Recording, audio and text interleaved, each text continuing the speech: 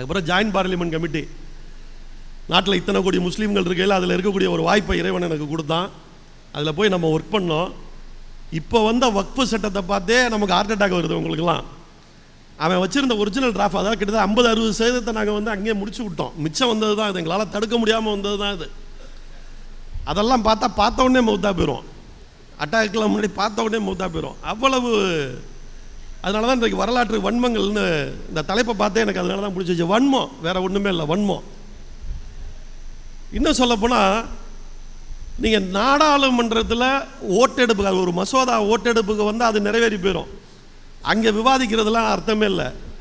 இதுக்கு முன்னாடி குழுக்கள் இருக்கும், நிலைக்குழுக்கள் இருக்கும், அங்கங்கே நிலைக்குழுக்கள் இருக்கும்.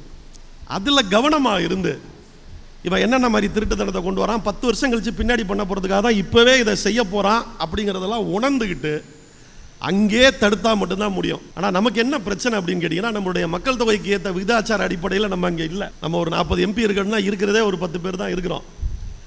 இந்த 10 பேர்னாலும் இதை புரிஞ்சுக்கிட்டு செயல்பட முடியுமானா அதுலேயும் சிக்கல் இருக்குது. ஏன்னா இன்றைக்கி தேர்தல் அப்படிங்கிறது பார்த்தீங்கன்னா செலவுக்குன்னு ஆகிப்போச்சு. அப்போ திறமையான ஒருத்தர் போகிறத விட யாரால் செலவு பண்ண முடியுமோ அவர் தான் போகக்கூடிய நிலைமைகள் இருக்குது. அப்போ அந்த 10 பேரில் எல்லாருனாலையும் புரிஞ்சுட்டு செயல்பட முடியுமானா எல்லாருனாலையும் முடியாது. யாரோ ஓரிருவர்னால தான் அதையும் புரிஞ்சுக்கிட்டு இவன் பின்னாடி செய்ய போகிறதுக்கு தான் இவன் இப்போ இங்கே வைக்கிறான் அப்படின்னு சொல்லி முளையிலேயே கிண்ணக்கூடிய ஒரு சிலராலையும் தான் முடியுது. இவ்வளவு சிக்கல்களுக்கு மத்தியில் தான் நம்ம வாழ வேண்டியிருக்கு. இதையும் நம்ம புரிஞ்சுக்கணும். இப்போ ஒரு செய்தி கேள்விப்பட்டிருப்பீங்க. ராகுல் காந்தி, எதிர்க்கட்சி தலைவர் ராகுல் காந்தி ஓட்டை திருடுறாங்க, ஓட்டை திருடி தான் அவங்க ஜெயிக்கிறாங்கன்னு ஆதாரப்பூர்வமாக எல்லாத்தையும் அள்ளி போடுறாரு.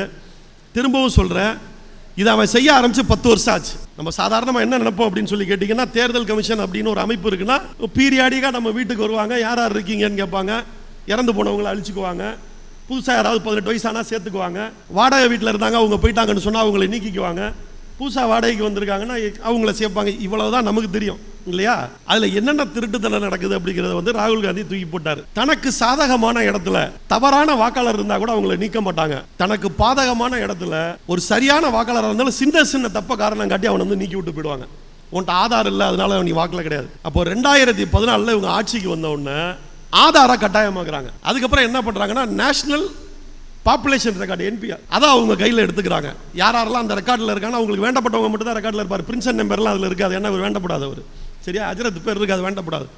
அதை மட்டும் கையில் வச்சுக்கிட்டு இன்றைக்கி நாட்டில் எல்லார்ட்டையும் ஆதார் இருக்கானா கிடையாது. தமிழ்நாடு மாதிரி ஒரு சில மாநிலங்களில் இருக்குது. இன்னும் ஒடிசாலையோ இல்லை பீகார்லாம் போய்ட்டு அறவே இருக்காது. இப்போ அங்கே வந்து பிஜேபிக்கு எதிராக வாக்கு இருக்கக்கூடிய பகுதினா அவன்கிட்ட போய் ஆதார் எடுத்துகிட்டு வர சொல்லுவாங்க, வாக்குலேருந்து நீக்கி விட்டுருவான். இந்த மாதிரி ஒரு டாக்குமெண்ட்டாக கேட்குறது. இது எதுக்குன்னா ஆதாரம் 2014 ஆரம்பிச்சிட்டாங்க. இது ஒன்று, இதை மனசில் வச்சுக்கோங்க.